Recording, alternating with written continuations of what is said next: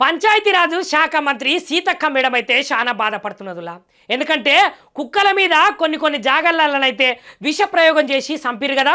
గట్లాంటి ముచ్చట మీదనైతే సీతక్క బాధపడకుండానైతే అట్లాంటి గ్రామ పంచాయతీలకైతే మార్గదర్శకాలు అయితే జారీ చేసిందట. ఎందుకంటే గిట్లా కుక్కలను చంపుడైతే మానవత్వం కాదు, క్రూరత్వము.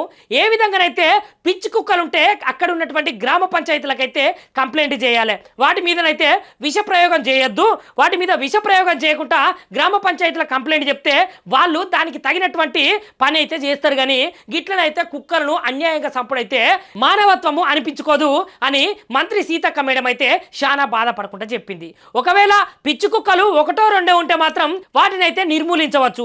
అట్లాంటి పిచ్చి కుక్కల పేరు మీద ఊర్లో ఉన్నటువంటి వీధి కుక్కలన్నిటికీ అన్నంలా విష ప్రయోగం చేసి ఏ విధంగా చంపుతారు? అట్లా చేసిన వాళ్ళ మీదనైతే కఠిన చర్యలు తప్పకుండా తీసుకుంటాము అని మంత్రి సీతక్క మేడం అయితే ఇవాళ చెప్పింది.